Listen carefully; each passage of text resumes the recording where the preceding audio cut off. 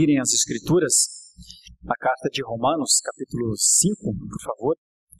Romanos, capítulo 5, os versículos 1 a 11, uma vez que nós já lemos os versículos 12 a 21. Pedi ajuda do Lucão aqui para conectar o cabo de HDMI. Talvez algum diácono possa dar um suporte aí se ele não for encontrado facilmente. Pacheco já está a caminho também. Enquanto isso, meus irmãos, abramos, por favor, Romanos capítulo 5, os versículos 1 em diante, versículo 1 até o versículo 11. Eu lerei esse texto e eu pretendo trabalhar nessa noite uma temática chamada de as implicações da justificação pela graça mediante a fé. As implicações da justificação pela graça mediante a fé, como temos cantado. Aliás, quero me alegrar com os nossos irmãos e irmãs, desde o coral. Eu sempre converso com os líderes e pergunto se o ensaio foi bom, se os integrantes participaram, se foi um tempo de adoração também, porque até mesmo nos ensaios nós adoramos ao Senhor, não é? E isso foi-me dito por eles que sim, me alegrar com celebrar e cantando canções simples, e cantando, participando do culto de uma maneira singela e ao mesmo tempo profunda, com canções de teologia adequada para a glória de Deus mesmo. É o que é um culto reformado, simples, objetivo, temático, e nesse momento nós estamos trabalhando exatamente este tema, o tema da graça. Aliás, chegando ao fim, porque o mês está acabando, nosso último domingo, para falar como ênfase sobre a graça de Deus, né? Nós iniciaremos a partir deste próximo domingo as ênfases na glória de Deus, que é o só lhe deu glória, porque estamos trabalhando este tema. Estamos trabalhando somente a Escritura, somente a fé, somente Jesus Cristo, somente a graça e agora também a Deus toda a glória, né? Ótimo. Obrigado, meu irmãozão. É isso mesmo. Muito obrigado. Está escrito aqui em Romanos 5, 1 a 11. Leia com atenção. Nós vamos identificar pelo menos 3 coisas fundamentais aqui. 3 implicações que ficarão gravadas na nossa mente. Uma das implicações, vou adiantar para você, daqui a pouquinho eu coloco na tela, mas vou adiantar para você, uma das implicações é a vitalidade. É a vida com Jesus. Parece pouco, mas não é não. As implicações de uma vida com Jesus são visíveis, meus irmãos. São visíveis. Crente se deixa mostrar. Crente é crente, em qualquer lugar. Vida com Jesus é coisa para crente. É uma implicação.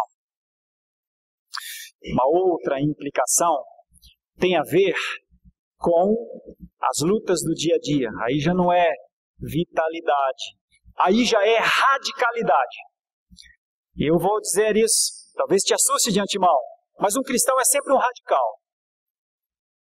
É sempre um radical. Não tem cristianismo meio termo, não tem cristianismo pela metade, não tem cristianismo por aparência, não tem cristianismo por osmose, nada disso é cristianismo. Cristianismo é gente firmada na raiz, é gente que a seiva, que é o Espírito de Deus, passa por ele, o invade, e este ser novo vive, transborda, frutifica. Então, vou chamar de radicalidade. Uma das implicações da graça de Deus em nós é a nossa radicalidade. E por fim, e a terceira que eu vou trabalhar nessa noite, implicação, que tem a ver com a justificação pela graça, por meio da fé, é a finalidade, é a perpetuidade, é a longevidade. E eu quero dizer com isso que graça não acaba. Quero dizer com isso que graça é um negócio que começou e não para. E ao final, o que a gente faz com isso? Se é assim, se estas são as implicações da justificação pela graça por meio da fé em Jesus Cristo, o que é que a gente faz com isso? Se a gente tem, se isso está em nós, se nós temos estes benefícios, como é que a gente vive? Como é que a gente vive? Então essa é a ideia, as implicações da justificação pela graça mediante a fé. Vamos direto à palavra. Está escrito: justificados, pois, mediante a fé, temos paz com Deus, por meio de nosso Senhor Jesus Cristo, por intermédio de quem obtivemos igualmente acesso, pela fé, a esta graça na qual estamos firmes e gloriamo-nos na esperança da glória de Deus. E não somente isto, mas também nos gloriamos nas próprias tribulações, sabendo que a tribulação produz perseverança, e a perseverança experiência, e a experiência esperança. Ora, a esperança não confunde, porque o amor de Deus é derramado em nosso coração pelo Espírito Santo que nos foi outorgado. Porque Cristo, quando nós ainda éramos fracos, morreu a seu tempo pelos ímpios. Dificilmente alguém morreria por um justo, pois poderá ser que, pelo bom, alguém se anime a morrer. Mas Deus prova o seu amor, o seu próprio amor para conosco, pelo fato de ter Cristo morrido por nós, sendo nós ainda pecadores. Logo, muito mais agora, sendo justificados pelo seu sangue, seremos por ele salvos da ira. Porque se nós, quando inimigos, fomos reconciliados com Deus mediante a morte do seu Filho, muito mais, estando já reconciliados, seremos salvos pela sua vida. E não apenas isto, mas também nos gloriamos em Deus, por nosso Senhor Jesus Cristo, por intermédio de quem recebemos agora a reconciliação. Pensemos nesse texto, meus irmãos. O que este texto tem a nos falar? O que esta passagem pode nos ajudar na nossa fé, na nossa vida? Então, 3 destaques. O primeiro, a implicação da vitalidade. Vida com Deus mesmo. Depois, a radicalidade. Enraizado mesmo. De onde ninguém pode ser arrancado. E por fim, a finalidade. Até onde vai isso? Como será daqui para frente, né? Então eu quero começar a pensar a partir de uma dúvida. Essa dúvida, meus irmãos, é muito recorrente. Eu sou um pastor há aproximadamente 15 anos, um pouquinho mais de 15 anos, e tenho vivido no meio da igreja. Minha vida é estar no meio da igreja, conviver com os meus irmãos, com as minhas irmãs. E ao longo dessa caminhada, sempre trabalhando muito com gabinete. Gabinete é o local onde a gente conversa com as pessoas, mas gabinete também é o local lá na casa, nas visitas, no acompanhamento. E tenho visto esta dúvida com uma grande frequência. Reverendo, como é que eu continuo? Mas por quê? Reverendo, não está legal, não está bem. Às vezes eu ouço coisas como do tipo, parece que tudo dá errado para mim, reverendo. Eu não estou legal, eu não estou bem, minha vida cristã parece não evoluir. Uma dúvida. Como prosseguir como cristão? Eu sou um cristão, reverendo. Eu sou um cristão, eu professei a minha fé em Jesus Cristo. Mas como conviver? Como passar os dias? Como me relacionar com Deus? Como me relacionar com as pessoas, reverendo? E como crer mesmo nas coisas que eu ainda não vi? Muitas destas perguntas formam essa dúvida. Como continuar? Parece que eu estou sempre na mesma. Na verdade, muitos têm a sensação de estar andando para trás, inclusive. E o que é andar para trás na fé? O que é andar para trás na caminhada cristã? Certamente é se afastar, certamente, em estado pelo menos, é se afastar daquilo que nós mais queremos. O que é que nós mais queremos? Deus e a sua presença, Deus e as suas palavras, Deus e o seu cuidado, Deus e a sua correção, embora nem todos queiram exatamente isso, mas vamos dizer que se tivermos inteligência, creremos que a correção é uma coisa maravilhosa.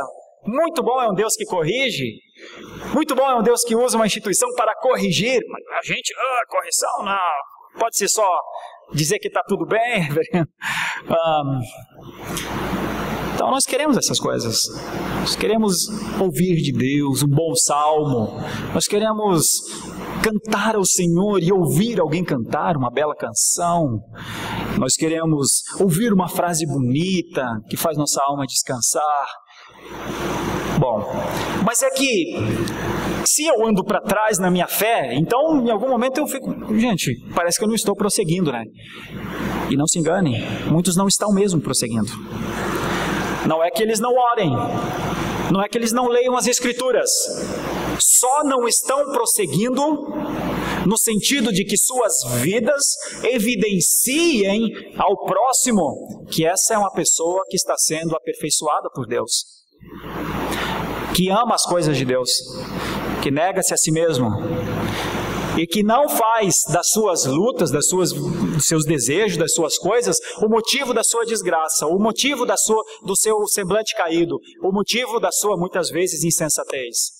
Então não se engane, pessoas prosseguem, pessoas não prosseguem, mesmo. Então a dúvida é muito verdadeira.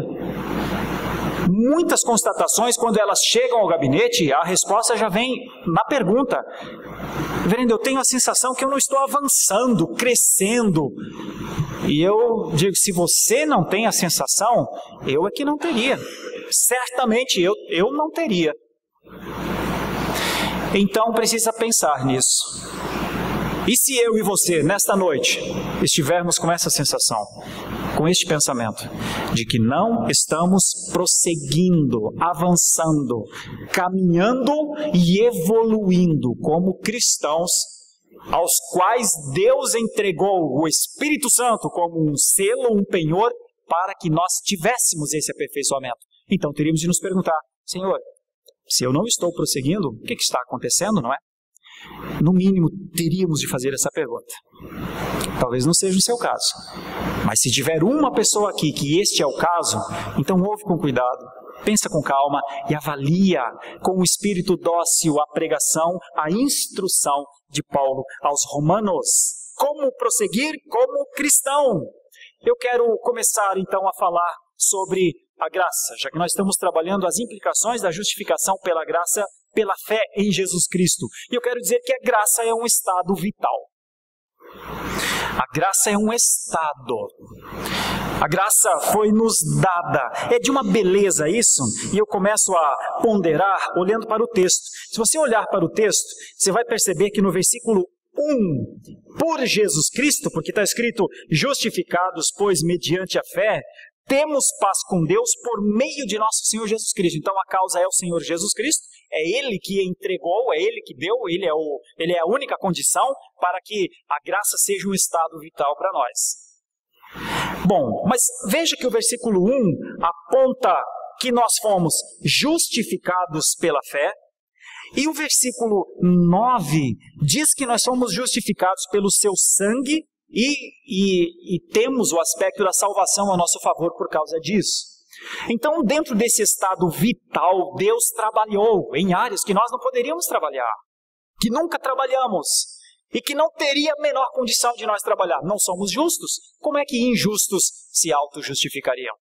Então, justificação é uma condição perdida para nós. Nenhum de nós se auto-justifica. A gente se defende, mas se justificar, não. Não, isso é de Deus. Isso faz parte da condição da vida de Deus. Vida de Deus, vitalidade, é uma implicação da graça.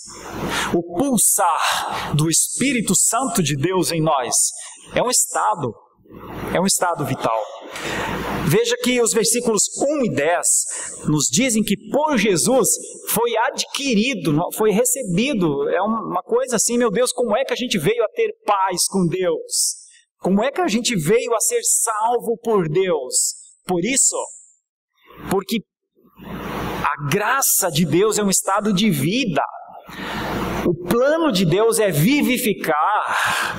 Então essa vivificação passa por esse estado aqui, o da paz com o Senhor. E no versículo 10 e mais ainda 10 e 11, né, a reconciliação. São duas palavras interessantes, paz e reconciliação, que se completam. Porque é uma ideia de ajuntar, de aproximar.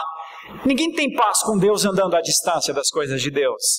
E ninguém expressa a reconciliação Se as coisas de Deus não são suas coisas, né? Seus pensamentos de Deus não são seus pensamentos.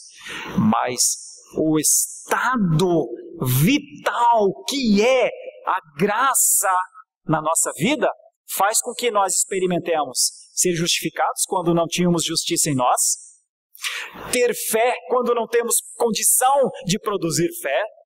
Eu sempre digo isso, você não pode dizer com responsabilidade, você não pode dizer amanhã terei fé, terei fé, produzirei fé. Você não pode falar isso, você realmente não sabe.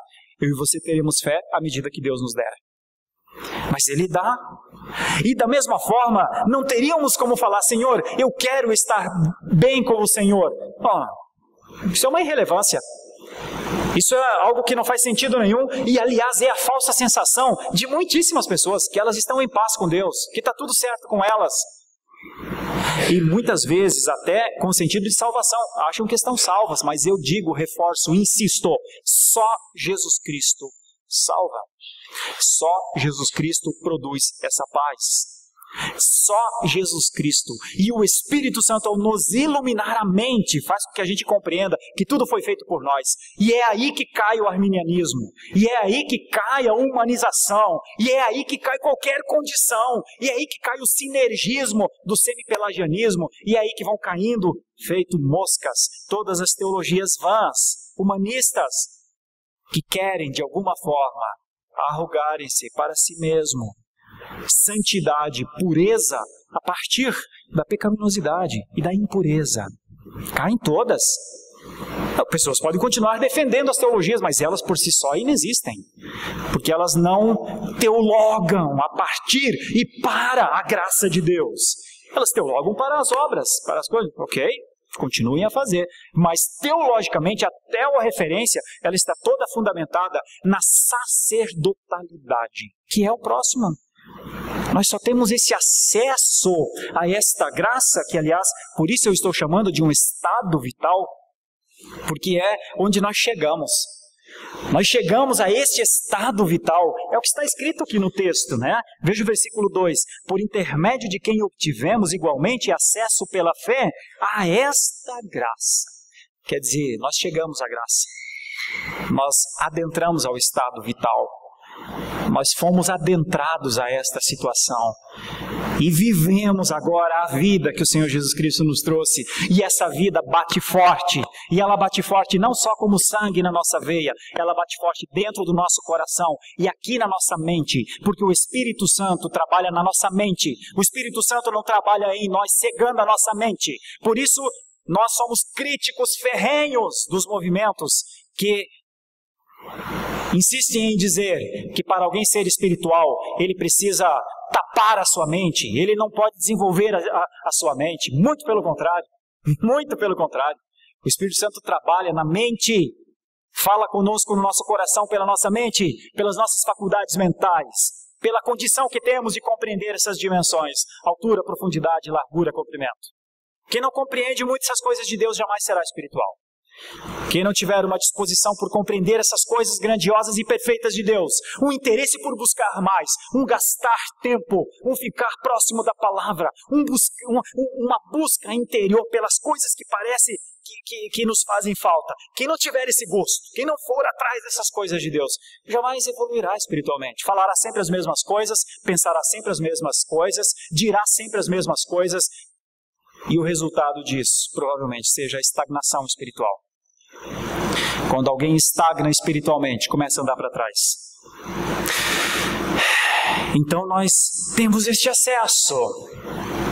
E alguém que acessou a esse estado de graça, meus irmãos, por Jesus Cristo, alguém que acessou a esse estado, consegue glorificar o Senhor. Que é o que, de novo, o versículo 2 fala.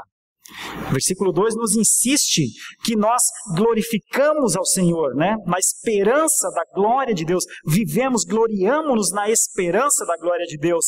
Quem vive esse acesso, quem vislumbra essas coisas tão perfeitas de Deus, da sua presença, diante das tribulações, percebe que o mesmo Deus é o que dá a capacitação. É o que os versículos 3 e 4 nos dizem. E não somente isto, mas também nos gloriamos nas próprias tribulações, sabendo que a tribulação produz perseverança, a esperança, experiência, e a experiência é a esperança. Irmãos, é aqui que a coisa pega. É aqui que fica difícil. A fé anda bem quando não tem problemas. A fé é uma coisa maravilhosa quando a gente canta canções sem problemas. A fé é uma coisa maravilhosa quando não surgem os espinhos. A fé é uma coisa simples de tocar, é uma banguela, é morro abaixo. Se coloca no ponto morto do carro e voa. A fé é uma planagem quando não tem tempestade. A fé faz com que o avião, o navio, o carro não dê nenhum solavanco quando não tem adversidade. O meu ponto é, qual o cristão que acha que a vida cristã é assim? Qual o cristão que se engana com isso ainda? Nós não. Os meios reformados nunca defenderam isso. Ao contrário, disseram, te prepara, guri. Fica firme. Você acha que a coisa está ruim? Não, prepara-te, vai ficar pior. Você acha que o mundo está melhorando? Não te engane. Não te engane. Nós não somos pós-milenistas. Nós não achamos que agora vai, não vai. Agora vai trocar de presidente e vai. Não, mas o próximo vai. Qual o próximo? Nada. Não, mas vai ter um movimento na educação do Brasil. E então teremos um avanço. Vai? Não vai. Por que é que não vai? Não vai porque nós estamos vivendo um tempo que foi profetizado, um tempo de dificuldades, um tempo de obstruções às coisas de Deus, um tempo de que grandes instituições se levantam para negar coisas simples como que Deus tudo criou, que Deus tudo estabeleceu, que Deus tudo rege. Nós vivemos uma ênfase na humanidade do homem e cada vez mais. Não, a resposta é não.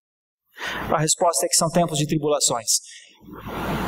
E eu preciso te animar, no bom sentido da expressão, não te enganando. Eu não posso te animar apontando uma ideia que as coisas ficarão melhores fora de ti. Não ficarão. Daqui para frente é só ladeira abaixo. Como tem sido ladeira abaixo. Moralidade, ética, ladeira abaixo. Confiança, verdade, ladeira abaixo. Fidelidade, ladeira abaixo. Então só tem um lugar que alguma coisa pode melhorar. É dentro de você. E quem é que pode ser e fazer isso? O Espírito de Deus, capacitando-o para enfrentar as tribulações.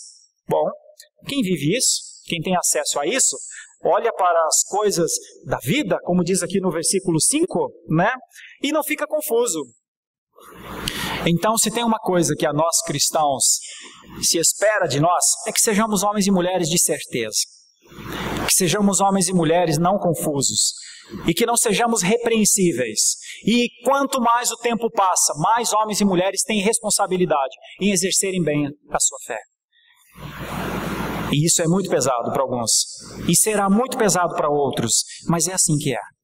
Quando Paulo tratou com os novinhos na fé, tratou com muita condescendência. Mas quando tratou com os presbíteros em Mileto, os orientou a viverem uma fé por conta do oficialato que eles tinham lá. Por conta do que eles tinham de responsabilidade. E se eles não tinham condições de fazer aquilo, eles tinham que reconsiderar. Mas a igreja precisava disso. E precisa disso, irmãos. E precisa disso. Então, essa certeza, essa firmeza, ela é para alguém que acessou a esse estado que eu tenho chamado de estado vital. Vitalidade cristã. É uma transição da morte para a vida em Jesus Cristo. As implicações da justificação pela graça, mediante a fé em Jesus, contemplam vitalidade cristã. De novo, eu aplico na parte da meditação. Se você está se encontrando aí nesse momento meio esmorecido, meio caído, tem alguma coisa realmente errada com você, de verdade. Porque no Espírito Santo de Deus, as tribulações, os problemas, as coisas não são para te derrubar. O texto diz que não são. Pô, como é que a gente cai se o texto diz que não é? Se a minha confiança em relação à minha casa, à minha família, a minha coisa está abalada, não era para estar. E por que não era para estar? Não porque não tem tribulação, é porque a fé dentro de nós, a fé que está em nós, é um estado vital. Isso é a implicação da graça. Leva a sério isso. Isso tem a ver com o quanto Deus está derramando da sua graça. Leva a sério isso. Reconsidera. Se você encontrar em algum momento, alguma coisa está errada aqui, pensa o que pode ser. Vamos descobrir juntos, na palavra. Vamos descobrir o que é vitalidade cristã. Vitalidade cristã não é empoderamento pessoal. Vitalidade cristã é dependência das coisas de Deus. Só que quem segura um cristão? Ventos fortes? Chuva forte? Maledicência? Mentiras? Não. O que é que segura um cristão? Ele mesmo.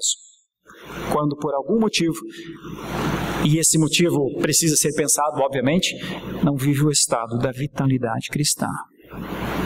Vitalidade cristã é uma transição da morte para a vida em Jesus Cristo. Ela é um privilégio, e é um privilégio que deve ser usado. Eu vou para a segunda ideia. A segunda ideia é que a graça é o estado de mudança radical. Eu gosto de pensar nisso. Queria eu ter tempo para explorar versículo por versículo das passagens que eu selecionei aqui. Não dá, mas vou trabalhar no en passant. A graça é o estado de mudança radical. Do que para quê? Não vou abrir o texto, mas Romanos nos dá uma ideia clara. Capítulo 1, versículo 18, que Deus mantém sua ira contra a humanidade. A ira contra a humanidade deveria ser um motivo de temor, um motivo de preocupação, um motivo de cuidado. Por que será que Deus está irado? Alguém deveria levantar essa pergunta. Mas elas não estarão nos meios de comunicação. Ninguém falará sobre a ira de Deus, mas a Bíblia fala sobre a ira de Deus. Pois bem, mas nesse estado de radicalidade que eu estou trabalhando aqui, essa mudança radical, esse novo estado, essa radicalização que nos foi entregue, nós temos o conceito que um Deus que tinha e com todo direito estava irado, no capítulo 3, versículo 21 a 26, nos mostra toda a sua graça. É uma mudança muito radical. Antes um Deus com justiça contra nós, e agora Deus com a justiça a nosso favor. A justiça. Então, toda a justiça, diz aí nos versículos 21 a 26, simbolizam a graça de Deus em nosso favor. Olha, se você olhar para o capítulo 3, dos versículos 10 a 17, você vai perceber como é ser um alienado das coisas de Deus. Só que o capítulo 5 e o versículo 1 nos dizem que aqueles que antes eram alienados, eles tinham ojeriza, eles não tinham gosto, eles tinham prazer em não ouvir as coisas de Deus. Agora eles foram pacificados. Na mudança radical, em Romanos capítulo 3 ainda, no versículo 23, nós temos uma clara evidência de que se não for o poder de Deus em nosso favor, todos nós estamos abaixo da linha da condição de nos relacionarmos com Deus.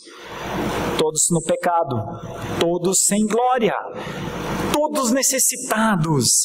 Mas de Romanos 3, 23 a Romanos 5, 2, nós temos o estado de carência para o estado de esperança.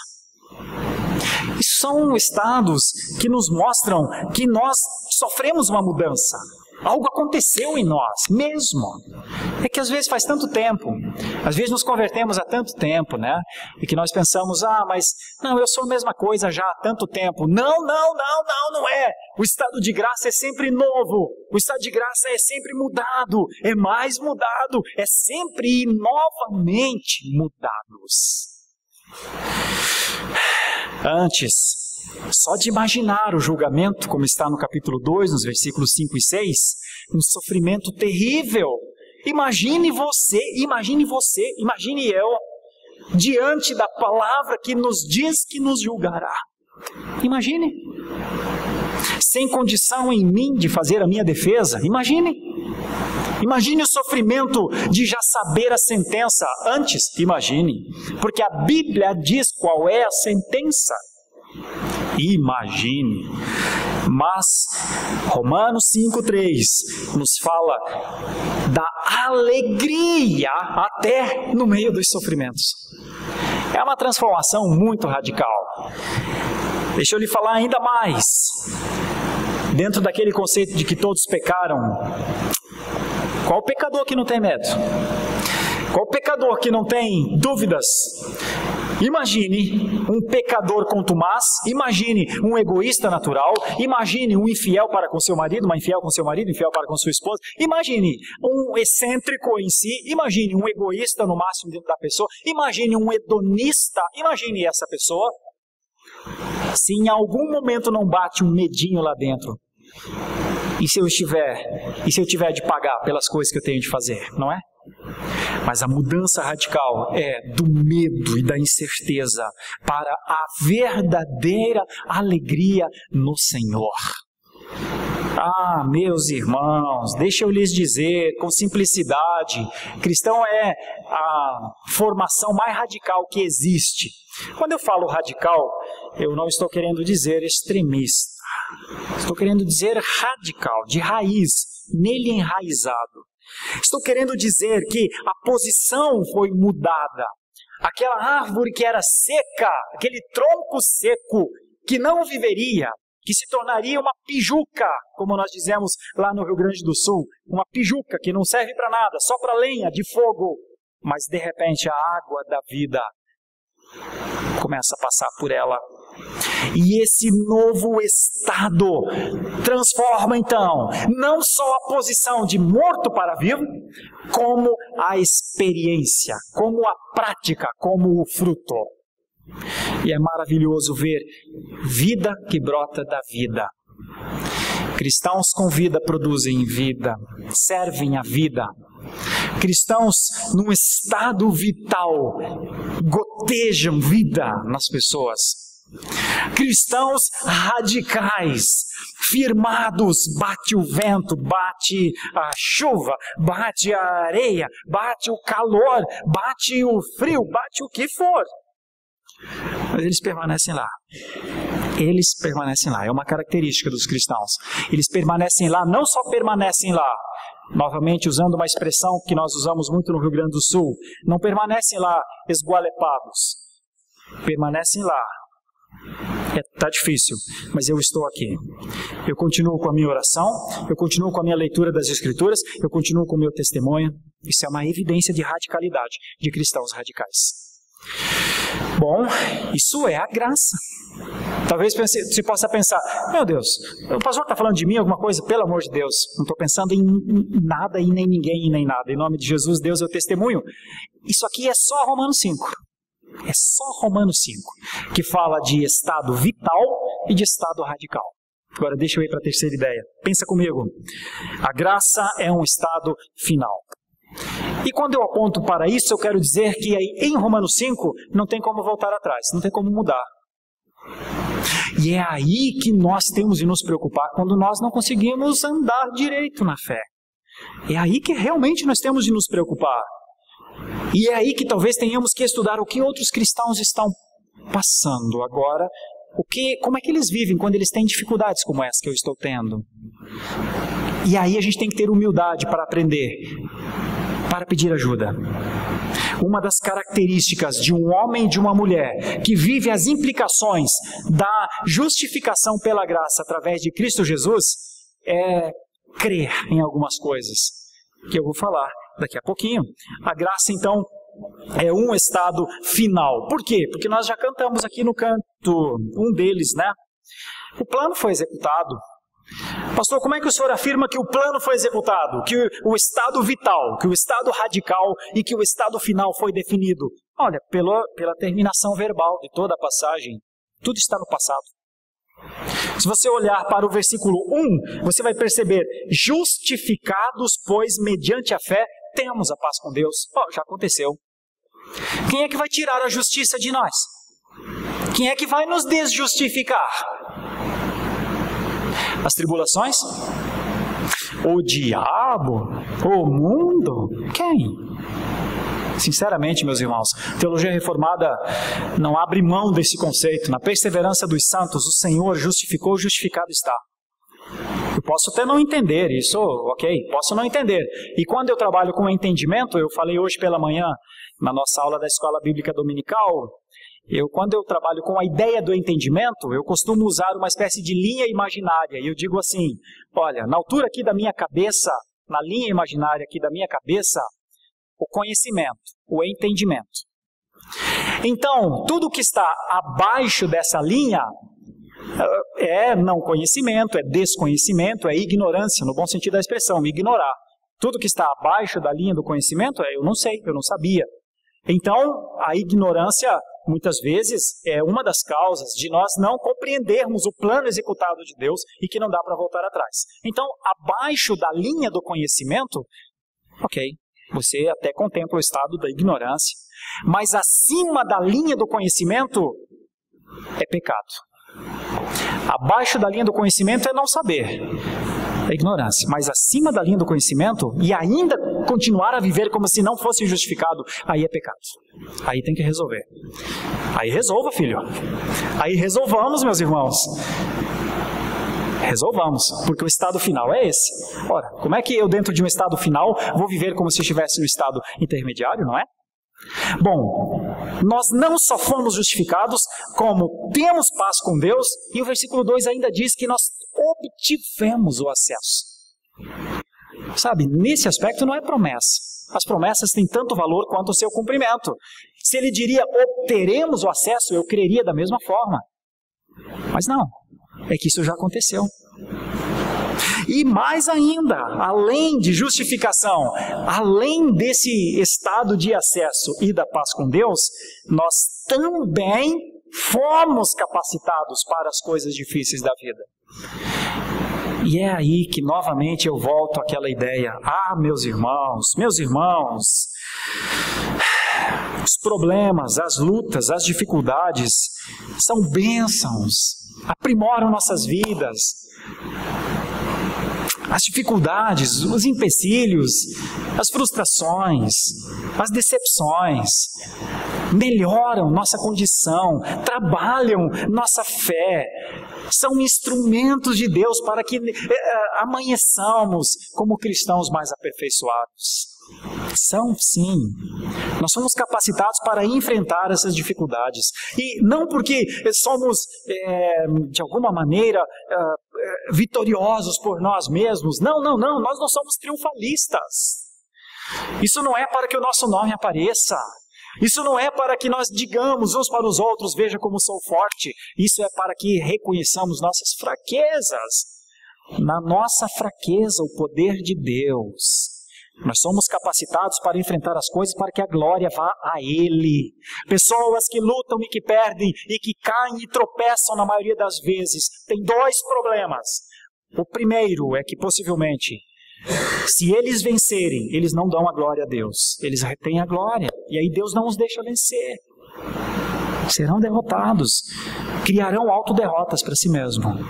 Porque em alguma medida eles ficarão com aquilo. Eles querem aquilo. Bom, o cristão não tem direito a isso. Ao cristão vencer as dificuldades para que a glória de Deus seja vista em cada vitória, em cada resignação, em cada passo, mais de Deus, mais da sua santidade. Menos passos, menos avanços, menos santidade, menos glória. Então, quando um cristão não lida direito com as dificuldades, também tem dificuldade enorme de glorificar o Senhor. Ai, Senhor amado, como é bom ver nas Escrituras o que é o Senhor, o que é o estado de graça para nós. As implicações não são complicadas de entender. O estado da vida foi dado. A afirmação na radicalidade foi oferecida. E a perpetuidade foi entregue. Ninguém pode mudar. Reconciliados para sempre. Bom, tudo isso aconteceu. Mas aí a gente olha então e faz uma constatação, né? Se o plano está executado, então o nosso passado foi alterado, inclusive, sem que soubéssemos. Mas foi retirado de nós tudo aquilo que antes era peso, estava contra nós, era um escrito de dívida contra nós. O nosso passado é por si só um escrito de conta a pagar.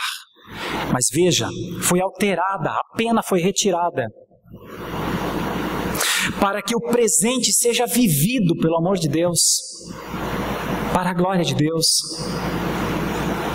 pela santidade de Deus. Então não cabe na nossa vida um cristianismo mais ou menos, não cabe, é cristianismo todo, é total, é imerso nas coisas de Deus, é para dentro das coisas de Deus. Isso é o cristianismo reformado. Não são conceitos, é um conjunto de instrução de vida, é muito mais, muito mais. Esse é o presente que nós temos de viver, para que o futuro seja uma doce esperança. Nosso passado foi corrigido, para que vivamos uma vida no Senhor, para aguardar em paz o que está por vir. Bom, eu quero concluir dizendo, cristão, vivo, radical e perpétuo, a graça lhe confere bênçãos sobre bênçãos, garantida, de maneira garantida. É tua, está ali, está na Escritura. Da salvação à glorificação, tudo é teu. Tudo é teu. Você foi regenerado, você recebeu isso. Você está num processo de santificação, é o Espírito Santo trabalhando mais e mais no seu coração. Deus está fazendo isso por você. E haverá um estado em que você verá as coisas como não está conseguindo ver agora, porque está ainda no período da carne, mas um dia verá isso plenamente. Tudo é teu. Por isso ninguém pode te afastar, ninguém pode te separar, por isso ninguém pode te raptar, por isso ninguém pode te derrubar, por isso tudo está definido, o plano está executado. E você foi abençoado com isso. Essa é a conclusão. Ok, temos a conclusão. Mas e agora? O que a gente faz? O que a gente faz com tudo isso que recebemos pela graça de Deus? Eu quero voltar àquela dúvida inicial. Quero voltar àquela ideia. Como prosseguir como cristão? Reverendo, tudo isso que o senhor falou parece uma coisa muito legal, muito bonita, uma vida realmente em Jesus, uma radicalidade sadia, uma coisa seivosa no sentido de frutos que brotam da raiz de Davi, tudo isso é muito bonito, que Deus guarda por todo o tempo, mas eu não sinto assim. E eu continuo da mesma forma, e eu continuo com as minhas dúvidas, e eu continuo com os meus problemas, e amanhã vai amanhecer mais um dia, e eu continuo com as minhas dificuldades. Ao longo desses 15 anos, meus irmãos, eu tenho procurado ajudar irmãos e irmãs, e tenho procurado fazer isso à medida do possível, com as dificuldades todas que temos, mas sempre defendendo uma vida cristã saudável. Eu sempre digo, sempre que posso, que sou um pastor que ama o crescimento da igreja, mas eu não trabalho para o crescimento da igreja, eu trabalho pela saúde espiritual da igreja. Aprendi isso com o Dr. Harry Reeder III, pastor da igreja presbiteriana de Briarwood, no Alabama, nos Estados Unidos. Uma igreja que transformou a sua cidade e avançou absurdamente ali naquela região dos Estados Unidos. E um dia, aquele senhor, muito já cansado pelo tempo, me deixou esta pérola. Sérgio, eu nunca trabalhei pelo crescimento da igreja. Trabalho pela saúde espiritual da igreja. A igreja cresce à medida da sua saúde espiritual. Ela avança e prospera de acordo com a saúde que os cristãos têm. Então eu passei a me empenhar seriamente nisso. O meu gosto por saúde espiritual, o meu gosto pela vivência do estado de vida cristã, pela certeza da afirmação na raiz de Davi e pela certeza das coisas que virão. Não que os dias melhorarão, piorarão, viu? Mas os cristãos melhorarão. Os cristãos serão aperfeiçoados. Isso ninguém pode tirar. Ainda que um ou outro se desvie, ainda que um ou outro não atinja, ainda que um outro não alcance. Mas esse é o estado do cristianismo. É isso que as Escrituras dizem. Então, como prosseguir como cristão, reverendo? Eu vou apontar 3 coisas aqui. Me permitam 3 aplicações rápidas. Como prosseguir? E eu grifei em amarelo para que ficasse assim forte na nossa mente, latejando assim na nossa mente. Antes de dormir, essa imagem ficasse aqui na nossa mente, lembrando. Deixa eu lhe convidar seriamente a viver em paz com Deus. Com Deus. Na paz que Ele propôs. Não na minha, na paz que Ele produziu. Deixa eu lhe convidar a olhar com carinho para essa ideia. Viver em paz com Deus é se alegrar nos seus desígnios. Viver em paz com Deus não é uma coisa imaginária. Viver em paz com Deus não é uma coisa assim, não, eu tenho paz com Deus, mas eu continuo sem entender, eu continuo sem aceitar, eu continuo sem... Não, então filho, assuma, você não tem paz com Deus. Você não tem paz nos planos de Deus. Você não tem paz na forma como Deus está conduzindo a sua vida. Não está certo. Para você não está certo. Você está indignado, você está revoltado, você está incomodado. Você acha que não tinha que ser dessa maneira. Você acha que Deus tinha que ter agido com mais misericórdia, que Ele tinha que ter entrado com outro tipo de providência. Você está zangado. De alguma maneira você acha que você talvez fizesse melhor. Olha, onde é que estava Deus? Provavelmente é isso que você esteja pensando. Não quero entrar na sua mente. Estou trabalhando um assunto genérico só. Mas isso é plataforma humana. Pessoas dizem que têm paz com Deus quando não estão realmente em paz com Deus. E o que é estar em paz com Deus? Estar em paz com Deus, primeiramente, é se alegrar nos seus desígnios. Viva em paz com Deus. Com Deus. Não em paz no coração. Não fazendo meditação. Não. Viva em paz com as provações que Ele te dá. Viva em paz com Ele. Viva em paz com as instruções duras que Ele te dá, te fazendo ficar às vezes noite acordado, ou te fazendo reconsiderar. Viva em paz com Ele quando Ele coloca alguém para ver o quanto você tem paciência. Viva em paz com Ele. E aí você pode me dizer que está em paz com Deus. Antes não. Viva em paz com Deus, na dele, na paz dele. Viva em paz com Deus. Quer experimentar as implicações da justificação pela graça através da fé em Jesus? Ame ao Senhor e aos seus planos. Ame a sua lei. Se alegre nele. Se vem chuva forte, se alegre na chuva. Se vem seca, prepare-se. Se vem tribulação, saiba que é para o nosso crescimento. Saibamos juntos. Viva em paz com Deus. Com Deus. Deixa eu pontuar a outra coisa, que é fundamental para nós, e que para nós, a partir do conceito teológico, é uma coisa muito simples, mas na prática, no dia a dia, não é. Que é entender as adversidades. Entender as adversidades. Entender os fatos. Olhar para as coisas que se agigantam diante de nós. Entender os fatos, as adversidades, meus irmãos, à luz de Romanos 5, são uma das maiores bênçãos para a nossa vida. Mas como há reprovação aqui? Como há, lamentavelmente. E a reprovação de um cristão em relação às adversidades normalmente atinge muitas pessoas. Atinge ela, a pessoa, e atinge família, atinge amigos. A queda de alguém, apostasia, negação da sua soberania, a perda da fé, as dissensões, as facções, as obras da carne de Gálatas 5, geralmente acontecem porque pessoas não entendem as adversidades. Acham que elas são do mal, acham que são o diabo que faz, acham que é o mundo, e às vezes acham até que as pessoas, e tem muita gente que tem muitos inimigos. Não, irmãos. As adversidades, os fatos, são as nossas provas só. É como aquele testinho. Está lá o teste. Faz o teste. Eu sei que isso parece fácil de falar, né? Mas é que a partir das Escrituras é assim mesmo. Então, posso lhe ajudar nisso? Não odeie tanto as adversidades. São as adversidades que lhe farão crescer em santidade. São as adversidades que lhe farão crescer em amor.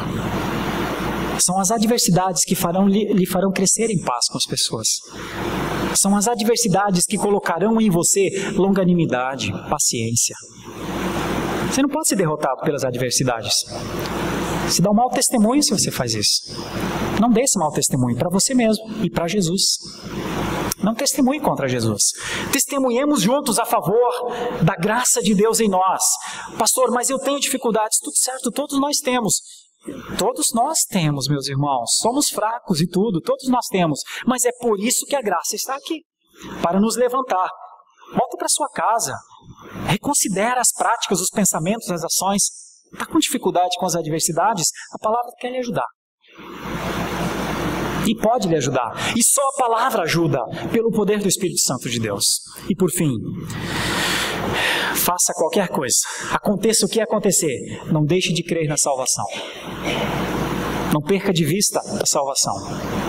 Não perca de vista a salvação dos eleitos de Deus. De Deus.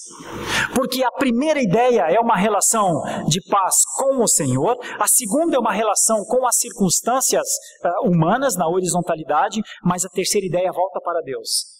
Crer no plano dele. Confie nele. Eu gostaria de deixar essas 3 ideias. Elas resumem um pouco do que tem sido o meu atendimento de gabinete ao longo destes 15 anos. Eu tenho encontrado pessoas que não têm vivido em paz com Deus, tenho encontrado pessoas que não têm entendido as adversidades da vida e tenho encontrado pessoas que a primeira coisa que acontece é que elas acham que não são salvas por causa disso.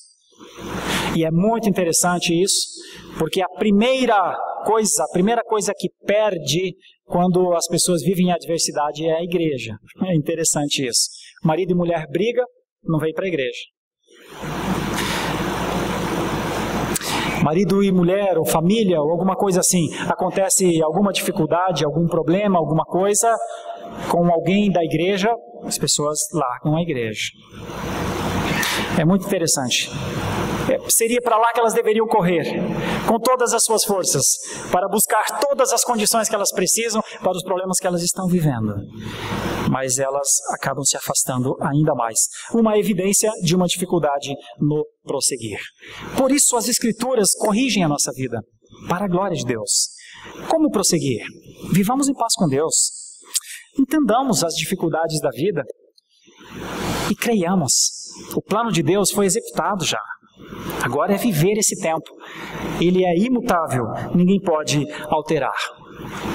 Vivamos dessa maneira para a glória de Deus.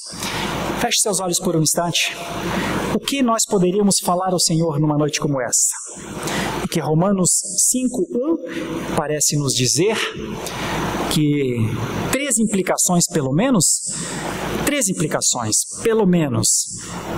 da justificação pela graça, ou a justificação da graça na fé em Jesus Cristo, é o nosso estado vital. Fomos transformados de mortos para vivos, é um estado imutável. Parece que fomos firmados, enraizados de tal maneira que ninguém pode nos arrancar. Então também somos radicais. E parece que o plano do Senhor é tão perfeito e tão definitivo que ninguém pode mudar. Então é perpétuo, então é final. Vital, radical e final. Para que a honra e a glória e o poder e a dignidade sejam do Senhor Deus. Receba, Senhor. Receba este poder, esta honra que nós queremos lhe prestar nessa noite, como aquele que opera tudo em todos. E nos dá o privilégio de sermos cristãos nestes tempos tão difíceis. Mas, Senhor, no Senhor, sempre no Senhor, prosseguimos. Muito obrigado pela Tua graça, Senhor. Leva-nos pela Tua graça. Faz com que pensemos na graça. Faz com que nos agrademos da Tua graça. Faz com que nossos estados sejam realinhados, nossa esperança seja redefinida na perspectiva da Tua graça, para que vivamos e Te glorifiquemos. Em nome de Jesus. Amém.